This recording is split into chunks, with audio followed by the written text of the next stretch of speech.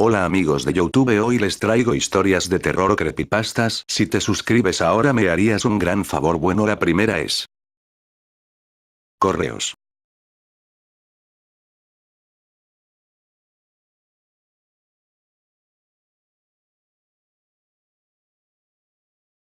Pregúntale a cualquiera que trabaje como defensor de la ley y te podrá afirmar que un caso sobresale de entre todos los demás. Quizá tuvieron que recurrir a algo que nunca creyeron que harían, quizá tuvieron dudas acerca de los resultados, o quizá el caso simplemente nunca fue resuelto. Después de 38 años en la unidad de crímenes especiales, sé cuál es mi caso. El número del caso fue 89-100-316-5, y no me preguntes cuánto tiempo me tomó antes de que supiera recitarlo. 19 niños que desaparecieron en el transcurso de 2 años. El público estaba asustado, y con buen motivo. Aún puedo recordar algunos de los reportajes sobre mantener a salvo a tus hijos por la noche. La peor parte de este caso que se ha grabado en mi memoria, fueron los correos. Alrededor de una semana después del primer secuestro, la estación de policía recibió un correo extraño de una cuenta descartable. No llevaba ningún título o contenido, solo un archivo de video. La pobre secretaria, que fue la primera en verlo, profirió un grito escalofriante, del tipo que te hace temblar hasta la médula. Era el niño desaparecido, ensangrentado y torturado. Una vez que el video fue enviado a mi departamento para ser analizado, fuimos capaces de determinar que el niño seguía con vida, pero no mucho más aparte de eso. La grabación del cuarto era demasiado tenue y de muy mala calidad como para distinguir la ubicación, y el bastardo enfermo que estaba grabando nunca habló ni mostró su cuerpo. Esto se convirtió en la insignia del caso. Cada secuestro fue seguido por un correo de una nueva cuenta descartable que contenía un video de la víctima. A veces se podía ver a un niño de un video pasado, sugiriendo que los niños no estaban siendo asesinados. No estuve muy entusiasmado, pues por lo que pudimos notar en los vídeos, la muerte habría sido un alivio del infierno en el que estaban atrapados. 19 vídeos de niños torturados más tarde, y el departamento finalmente tenía suficiente evidencia para hacer un arresto. Un hombre marginado llamado Paul Spector fue a quien trajimos. A pesar de la pobre calidad de video, hubo tomas que fueron emparejadas fácilmente con áreas de su sótano. También se encontró herramientas que el equipo forense dijo que podían ser utilizadas para infligir las heridas en los niños, y Paul no tenía ninguna coartada, dado que vivía solo, desempleado y sin ninguna familia de la cual ocuparse. Su sentencia fue una vida en prisión, y tan pronto fue capturado, los secuestros acabaron al igual que los correos. Pero nunca encontramos los cuerpos, y él lo sigue negando todo hasta este día. Sacó el tema del caso 89-100-316-5, mucho tiempo después de mi jubilación, porque hoy recibí un correo nuevo.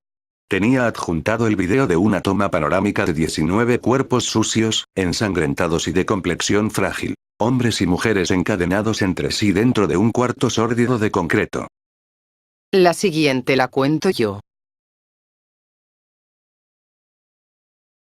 Número 2. Mi hijo adicional fue para experimentos. Imagina estar perdido en el océano abierto, achicando frenéticamente el agua de una balsa hundiéndose, la cual se rellena tan rápido como la vacías. Nunca serás encontrado, nunca serás salvado. Tarde o temprano, necesitarás descansar y frenar tu vigilancia constante, pero aún te opondrás a las olas tanto como puedas. Por más imposible, el temor hacia esa agua oscura es más real que todo lo demás en tu mundo moribundo. Eso es lo que ser madre fue para mí. Solía pensar que la peor cosa en la vida era no obtener lo que querías. En mi caso, lo que quería era comenzar una familia, algo con lo que me había obsesionado desde que era una niñita, tratando de asegurarme de que todas mis muñecas se graduaran exitosamente y tuvieran familias propias. Me enamoré de todo chico que me notó, siempre demasiado rápido, siempre del equivocado, desperdiciando tanto tiempo imaginando bodas y baby showers y estas complejas vidas felices que nunca fueron vividas afuera de mi cabeza. Entonces conocí de la nada a un neurólogo apuesto mientras estudiaba enfermería, y dentro de 6 meses estaba embarazada. Finalmente tenía lo que siempre había soñado, pero la peor cosa en la vida no es no recibir lo que quieres. La peor cosa es recibirlo, y darte cuenta de lo mucho más feliz que eras antes. Mi primer hijo, Prater, fue diagnosticado de atrofia muscular espinal, AME, una enfermedad genética incurable que le arrebató la mayor parte de su movilidad. Cada día era un calvario. Cada hora, cada minuto. Una paranoia constante de que sus pulmones débiles se rendirían o de que se ahogaría en su propio vómito y no tendría las fuerzas para subyugarlo. Tuve que retirarme de mis estudios de enfermería, pero mi esposo Jeffrey cuidó muy bien de mí, dejándome a que cuidara del niño. Mi esposo alternaba su enfoque en su trabajo, moviéndose hacia investigaciones designadas para fortalecer las neuronas motoras y protegerlas de AME. Pero era un sueño imposible. Había una amplia variedad de tratamientos potenciales, pero estaban a años de si siquiera alcanzar los ensayos en humanos. De todas formas, le rogué a Jeffrey que se colara a casa algún medicamento experimental, pero Prater estaba tan débil, que las inyecciones sin duda iban a matarlo antes de que el tratamiento y dosis correctos fueran discernidos. No fue mi decisión tener otro hijo. No consideraba que podría atravesar algo como esto de nuevo, pero Jeffrey insistió. Este no puede ser el final de tu sueño, me dijo. Este no puede ser el resto de tu vida. No fue hasta después de que me embarazara de nuevo que Jeffrey sacó a colación su motivo ulterior. Fue a la mitad de la noche, y acababa de regresar a la cama después de haber ido a chequear a Prater. No pensé que Jeffrey estuviera del todo despierto, pero se acurrucó a mi lado y murmuró: cuando el nuevo niño nazca, estará lo suficientemente saludable como para que pruebe el tratamiento con él. Encontraremos algo que funcione, y todo se arreglará. No dormí por el resto de la noche. No creo haber sabido si era por el miedo o la emoción, pero estaba tan desesperada, que los dos empezaban a saber igual. Cuando mi segundo niño bebé nació, no le di un nombre. Solo escribí una X en el formulario. Jeffrey me dijo que sería más fácil de esa forma. Para cuando hubiese agotado la letanía completa de tratamientos posibles, el nuevo niño probablemente estaría muerto.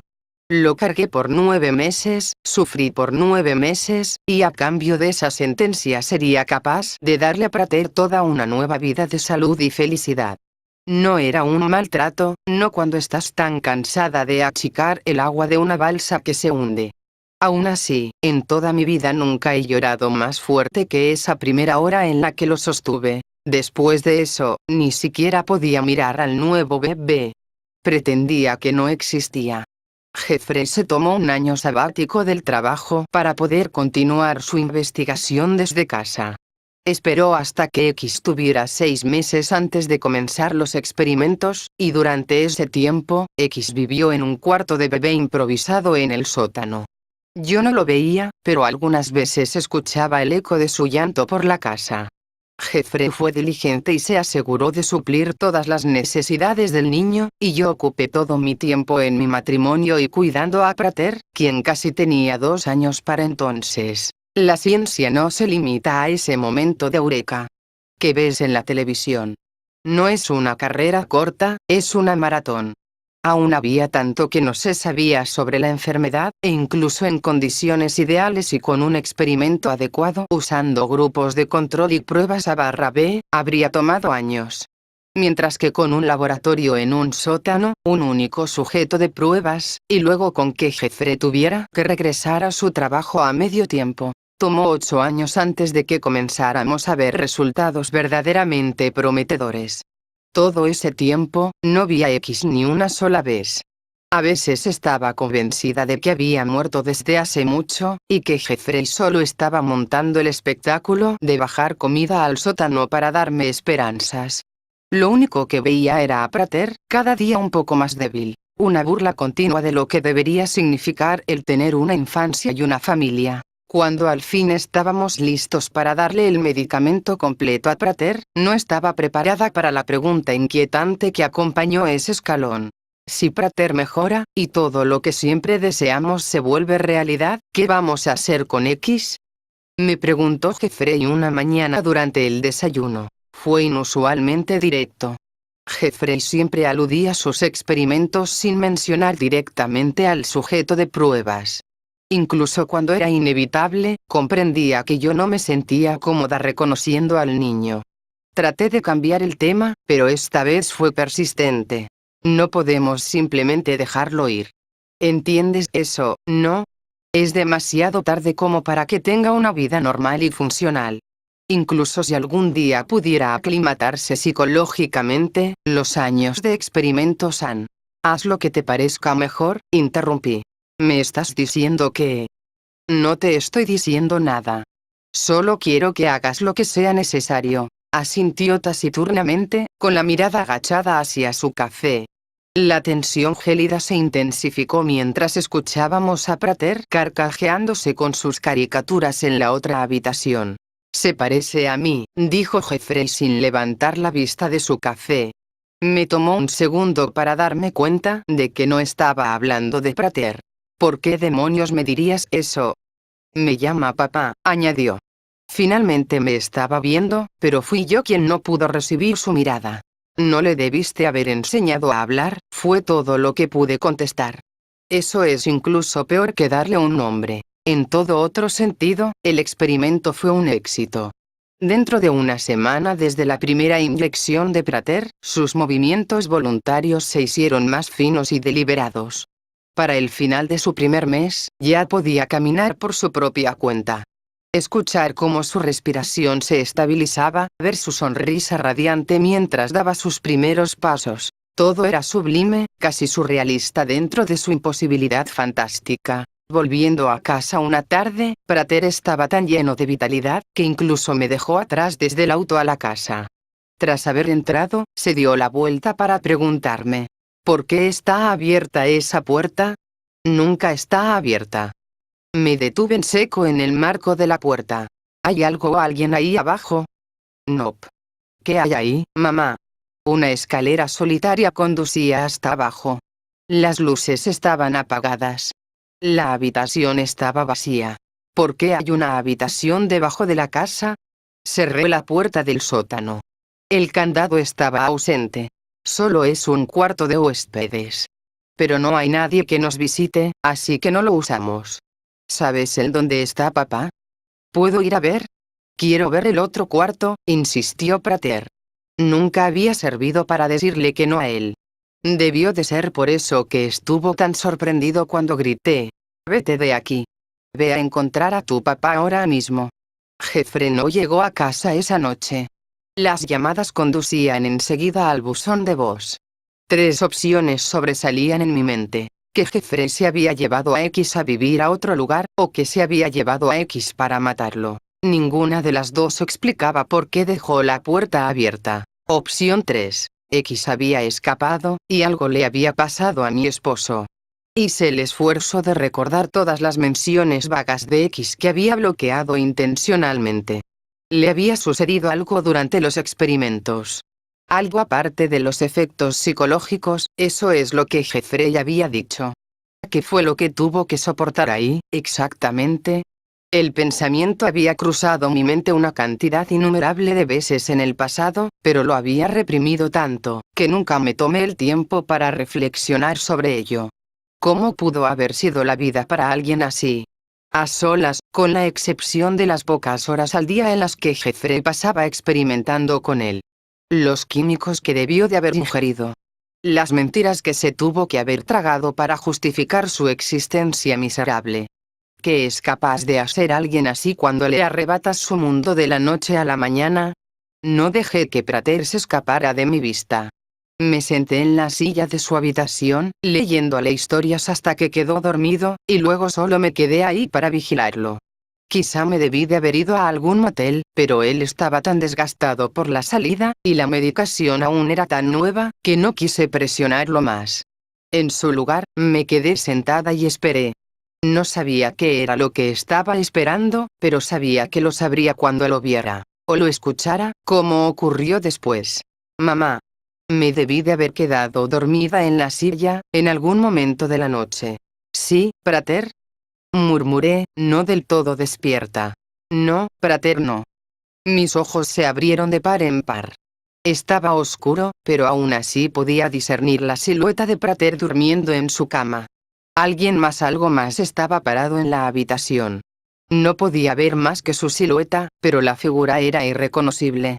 retorcida, bulbosa, totalmente grotesca, adherida a la noche como si la oscuridad misma hubiera cobrado vida. Lo único que podía ver con detalle eran sus ojos, 2 piscinas enormes de blanco, sin iris o córneas. «Jeffrey. Jeffrey». Grité, ni siquiera me pude parar. No con ello tan cerca de mí, inspeccionándome como si fuera algún tipo de espécimen. «Papá no sabe que he regresado», dijo X. «Quería estar a solas contigo por un tiempo. Eres mi mamá». Su dicción era turbia, pero los susurros cálidos estaban tan cerca, que me parecía poder sentir su significado más que escucharlo. «No, no lo es. Es mi mamá». Ahora Prater estaba despierto también, sentado y aferrándose a sus sábanas a la altura de su mentón. Logré encender la linterna de mi teléfono, arrepintiéndome de inmediato. El rostro de X estaba devastado con forúnculos rasgados y piel picada. Sus facciones se inclinaban irregularmente hacia la derecha, como si hubiese sufrido múltiples derrames, y sus ojos pálidos se torcían en agonía ante la luz súbita. Sostenía una jeringa llena de un suero espeso y negro. No era la medicina de Prater. «Apágalo, apágalo», chilló X afanando ciegamente la jeringa por el aire. Salté de mi silla y lo derribé, blandiendo mi luz como un arma. «Sígueme, Prater», grité. Mi hijo comenzó a trepar fuera de la cama, pero aún se encontraba muy débil. Sus temblores fueron tan estrepitosos que cayó directo al piso como un montículo arrugado. «La luz quema. Apágala, mamá. Mamá». Esa palabra era una daga. Mantuve la luz en el rostro de X mientras procedía al borde de la habitación, en donde Prater se había caído. El teléfono se me resbaló mientras trataba de levantar a mi hijo del suelo. La luz se desvió del rostro de X, pude sentirlo precipitándose hacia mí a través de la oscuridad súbita, pero ya tenía a Prater sobre mi hombro. Estaba corriendo, aventurándome por los pasillos familiares de mi casa, a los que las sombras habían trastornado en una pesadilla alienígena. Podía escuchar a X cojeando y tambaleándose detrás de mí, siguiéndome el paso con una prisa increíble a pesar de su desfiguración. El sótano fue el único lugar seguro en el que pude pensar. Salté de bruces hacia la escalera, cogiendo la perilla y azotando la puerta detrás de mí. Recosté mi espalda contra el metal liso, sintiéndolo vibrar a medida que X se estrellaba contra la puerta una y otra vez. La fuerza de los impactos era como tratar de detener un auto. Mis huesos se sacudían en armonía con sus embestidas. El tejido humano se debería pulverizar bajo un impacto como ese, si es que X siquiera seguía siendo humano. «Cariño. ¿Estás ahí?» Era Jeffrey. En algún lugar del piso de arriba. «Ayúdanos. Estamos en el sótano. X está tratando de matarnos». Gritos. Pisadas. Un chillido agudo, tan lamentable y desesperado que se sintió como si mi cuerpo entero estuviese vibrando, aún con la puerta cerrada. Luego un disparo y todo quedó en silencio. Abrí la puerta y encontré a Jeffrey sosteniendo una pistola con ambas manos.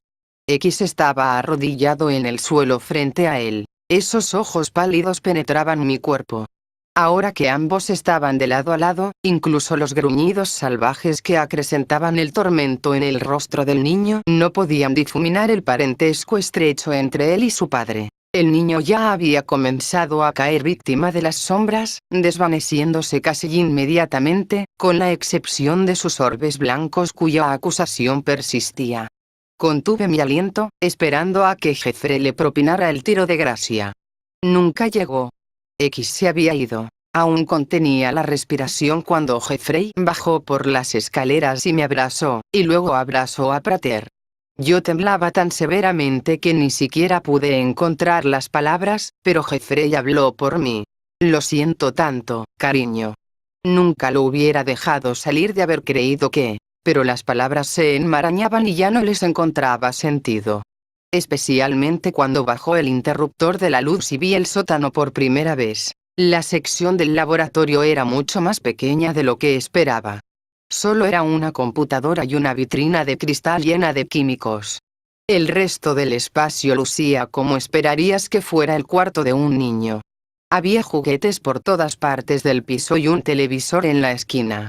Había pósteres de caricaturas en la pared, un mueble atiborrado de libros e incluso una mesa de noche con una fotografía enmarcada. Yo estaba en la fotografía, sosteniendo a X por primera y última vez en el cuarto de hospital. A su lado estaba una pila de dibujos, todos de mí, todos tan jóvenes y hermosos, mucho mejores de lo que era realmente. Es que no entiendo por qué trataría de hacerte daño. Hablaba de ti todo el tiempo, dijo Jeffrey. Siempre te quiso conocer, pero supongo que ya estaba demasiado afectado. La jeringa. La expresión de Jeffrey se tensó más. Volvamos arriba. Prater no debería ver esto. Necesito saber qué había en esa jeringa. Pero la mirada que me dio me dijo todo lo que necesitaba saber. X estaba tratando de ayudar, incluso después de todo este tiempo. Y por el rostro de Prater, supe que él también lo comprendía. Ahora que el secreto ha sido descubierto, no creo que Prater vuelva a ser capaz de amarme como solía hacerlo. Al menos no como X me amó. Mi esposo y yo creamos un monstruo y lo desatamos en el mundo, pero no fue X los únicos monstruos, aquí somos nosotros. Esta es la última historia y la cuento yo, y la historia se llama La Galería de Henry. Dicen que, en cierto piso de un edificio de París, hay una galería de arte secreta. Para tener la oportunidad de entrar, tienes que visitar el bar que está en el mismo piso, y hablar y actuar según indicaciones muy precisas. Dentro de la galería están las 13 obras perdidas que Henry Beauchamp pintó antes de morir. 12 con la sangre de 3 niñas vírgenes. La última, con su propia sangre. En París, capital de Francia, en uno de los pisos de un edificio cuya ubicación muy pocos conocen, está un pequeño bar que esconde grandes secretos. Si vas de noche y tienes la suerte de encontrar al barman indicado, podrás entrar a la exclusiva galería, en donde todavía perduran las magistrales y malditas 13 obras perdidas que el artista Henry Beauchamp pintó antes de suicidarse. El problema está en que el barman no deja ver la galería secreta a cualquiera. Tienes que demostrarle que eres un verdadero admirador de la obra de Beauchamp, que conoces todas las escuelas y autores que lo influenciaron, las etapas de su obra conocida, los significados profundos y múltiples que palpitan en tantos óleos suyos. Habiendo demostrado lo anterior, todavía no será suficiente y el barman te preguntará en un inglés de elegante y perfecta pronunciación: ¿qué es lo que desea tomar durante esta gloriosa noche? No puedes responder cualquier cosa, tienes que decir claramente: absenta. Si das una respuesta distinta, morirás con la bebida que el barman te sirva, sea cual sea, o bien te matará él mismo si insistes en quedarte y no tomas nada. Bien, ya has optado por la absenta, ahora te preguntará cuál tipo de absenta quieres, y entonces dile: la bebida que aquel señor no soportaba tomar, o bien la buena absenta, la mejor absenta. Si respondes de otra forma, no perecerás pero tampoco verás la galería, y además te servirá una absenta que te producirá pesadillas insoportables por 13 días, tal y como el número de sus obras perdidas. No pienses que se trata de pesadillas comunes. La última pesadilla, la del 13º día, te atormentará el resto de tu existencia, volverá una y otra vez, haciendo que pases muchas noches en vela, con gotas de frío sudor y esas palpitaciones veloces que te agitan cuando abres los ojos, y nada te aterra más que la idea de volverlos a cerrar. Distinto será si dices lo indicado, pues entonces el barman te dirá: asegúrese de tomarse esto con cuidado. Esto es lo más fino, lo mejor. Cuando oigas esas palabras dile: sobreestimé mi fortaleza, tenga usted una buena noche. Aquí llega el momento crucial. Si el barman asiente, con palabras, gestos o ambas cosas, puedes retirarte por donde entraste y nada pasó, o bien puedes proseguir en tu determinación, por contemplar lo que a pocos ojos ha espantado y deslumbrado a un mismo tiempo. Si decides continuar, el barman te dará un vaso especial que tiene 7 lados giratorios, esto es, que cada una de las 7 caras está rotando. En este caso, lentamente. También te dará una cuchara especial de esas que se usan para absenta, aunque esta tiene la particularidad de tener la forma de una llave, viniendo a estar los agujeritos, a través de los cuales cae el dulce del cubo de azúcar que se coloca encima de estas cucharas, en la cabeza de la llave, o de la cuchara. Adicionalmente te entregará una botella de absenta muy vieja, con marcas de que la etiqueta fue retirada hace muchísimos años. La cuchara que el barman te ha dado será plana y tendrá un lado con ranura, no en la cabeza, y otro sin ranura. Tú debes poner el mango hacia abajo para que la ranura se oriente hacia abajo, pues en caso contrario tu absenta se tornará agria, tu nariz se quemará y verás cosas horrendas a causa del contacto con la bebida agriada. Con la cuchara en la posición correcta, prepara la absenta como se hace, poniendo el cubo de azúcar en la cabeza con hoyos y vertiendo el alcohol sobre el cubo para que se disuelva y la bebida vaya tomando sus especiales propiedades. Al terminar, cuando el vaso esté casi lleno, di salud y tómate todo hasta el fondo, de una sola, aunque te quemes la garganta como si eso fuera ácido. Al terminar tu bebida, si la tomaste de la manera indicada, se apagarán todas las luces de golpe y la oscuridad se apoderará del bar. No debes asustarte con esto, más bien regocíjate porque significa que has sido aceptado, pero guarda silencio, excepto si el barman te habla. Después de 2 o 3 minutos en las tinieblas, verás brillar una luz verde por debajo de una puerta del bar, ubicada en una de las paredes más alejadas de la barra. No se trata de un truco preparado al estilo Disney World. Es el más allá, interactuando con nuestra realidad en una forma mágica, revelando su esplendor en ese espacio de excepción causal que es el bar en que estás. Pero la cosa no acaba allí. Aparecerán pequeños orbes flotantes de luz verde, y el verde inundará todo el lugar. En ese instante el barman se desvanecerá, no habrá nadie a tu alrededor, y te percatarás, quizá con los escalofríos subiéndote por la espalda, de que allí, desde que pasaste bajo el condenado marco de la puerta de entrada, no ha habido más hombre vivo que tú. Quizá pierdas el juicio una vez que el barman se haya desvanecido, porque podrías cuestionarte si aún permaneces en la dimensión de los vivos. ¿Fue real el alcohol que te tomaste? ¿Es todo eso un sueño? ¿Un fantasma te sirvió absenta?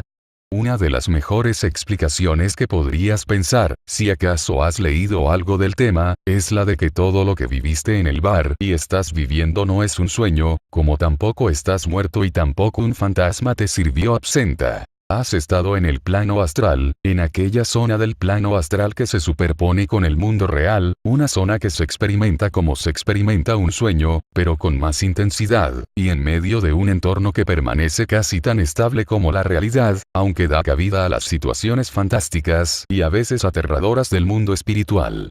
Exactamente, esto es igual que en la película Insidious, lo cual quiere decir, ya que todavía estás vivo, que en algún momento abandonaste tu cuerpo, y ese momento debió ser cuando entraste, y pasó algo extraño, algo sutil, algo tan difícil de percibir que nunca lo notaste, creyendo que todavía seguías en nuestro mundo material, cuando en realidad ese algo ya había causado que en un abrir y cerrar de ojos, te transportases a la zona del mundo espiritual o astral que se superpone al bar, o si lo prefieres, a la versión del bar en el mundo espiritual, aunque no precisamente en sus estratos luminosos. Pensando estas cosas, tendrías que reinterpretar ligeramente las advertencias que se te ha dado, en el sentido de que, si antes se te dijo que el barman podría envenenarte o matarte directamente, lógicamente tendrías las visiones de esas situaciones en el mundo astral, pero ciertamente morirías, porque ya nunca podrías volver a tu cuerpo físico. Pero bueno, ahora que todo está repleto de luz verde y el barman no está, puedes, si quieres, tomarte el resto de absenta que está en la botella, o bien guardarlo, por si te sirve para algo después.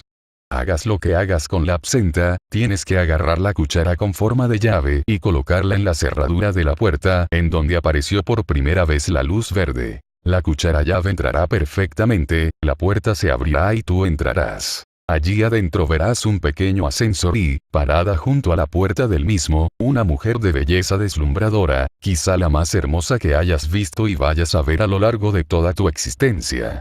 ¿Vas para arriba?, te preguntará la mujer, y tú le dirás que sí y entrarás al ascensor, donde ella te mirará a los ojos y, como si fuera un tema del que sabes mucho, te preguntará con soltura. ¿De qué forma compararías el surrealismo de Beauchamp con el de, digamos, René Magritte? Sepas o no lo suficiente como para dar una buena respuesta, debes evitar el tema y decirle: esta noche he venido a ver más que arte. Si no lo dices, la luz verde, que sigue impregnándolo todo, desaparecerá, las puertas del ascensor se azotarán estrepitosamente, y el ascensor caerá a toda velocidad, sumiéndote en una oscuridad cada vez mayor, cada vez más inundada por los gritos de las almas condenadas. También, mientras caes verás la progresiva y aterradora transformación de la mujer. Sus ojos de ensueño se volverán negros cual ojos de demonio. Su piel blanca como armiño se llenará con llagas y gusanos, y sus cabellos se transformarán en finos tentáculos de energía oscura. En cuanto a ti, quedarás preso en el infierno hasta que la misericordia de Dios te salve, si acaso te salva, mas no tienes que temer, pues darás la respuesta indicada, y el elevador ascenderá lentamente mientras la lumbre verdosa va retirándose para dar paso a la suave luz de la luna. Al salir del ascensor, verás ante ti un antiguo salón con un cartel de Henri Beauchamp en la parte izquierda de la pared opuesta a aquella por la cual entraste al dejar el ascensor. Si quieres y sabes francés, sería bueno que te acerques al cartel y lo leas para saber algo sobre Beauchamp. En resumen, el cartel cuenta que Beauchamp era un surrealista, que soñaba con liberar al arte de toda premeditación, que consiguió hacerlo y que en la década de 1920 tuvo problemas y una profunda crisis personal. Fue así, en medio de esa crisis, cuando cierta noche Beauchamp vino a este bar como tantas otras veces, y poseído por las musas pintó figuras geométricas, algunas con espléndidos y perfectos fractales. Además, creó imágenes proféticas sobre acontecimientos que vendrían la siguiente semana, o incluso, sobre lo que pasaría 50 años después. Esas sorprendentes pinturas aparecieron al día siguiente en los diarios y fueron aclamadas por los críticos de arte. Parecería pues que Henri Beauchamp tenía razones de sobra para estar contento, pero muchos artistas son seres hipersensibles con una auténtica vocación de sufridores. La melancolía es la alegría de estar triste, había dicho alguna vez el gran Víctor Hugo, y Henri no dudaba en tomar aquellas palabras como un dogma de su propia vida interior. No importaba tanto el prestigio. Él quería llegar más lejos y apresar, en los materiales de la obra, la esencia viva del dolor y la tragedia, usando esa esencia para plasmar, en el lenguaje de las formas, lo que él consideraba eran las respuestas a grandes interrogantes cosmológicos y espirituales, muchos de ellos ligados a cuestiones siniestras como el anticristo, el infierno, y el fin de la humanidad. La manera que encontró para imbuir los materiales de la obra en esa esencia viva del dolor y la tragedia, fue realmente efectiva, pero le valió la condena de su alma, y el exilio, entre los vivos, al territorio de los artistas olvidados que muy pocos recuerdan. Sabía que, tras terminar sus últimas obras, no podría darse el lujo de vivir, aunque de alguna manera persistiría para siempre pues, en palabras de Carl Gustav Jung, un artista es su obra. Llegó entonces el último día, o la última noche, para ser exactos.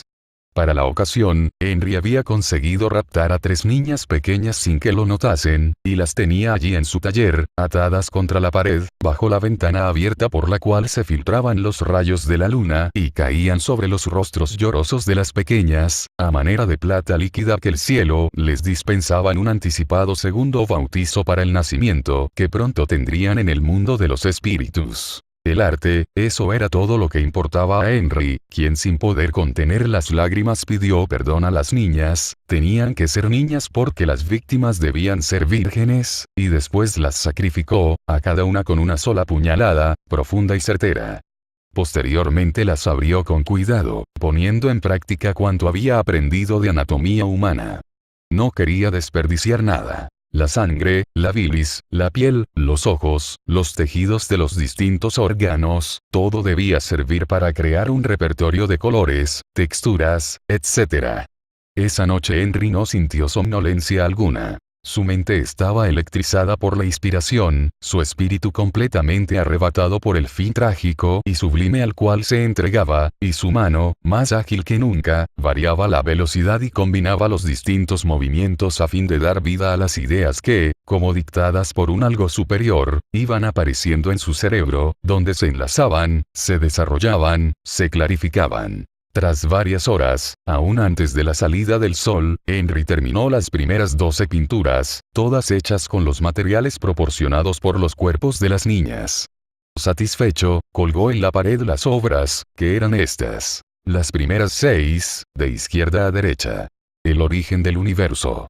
La única imagen verdadera de Dios, vista desde los ojos del ser humano. La imagen real de Jesucristo. La entrada al paraíso.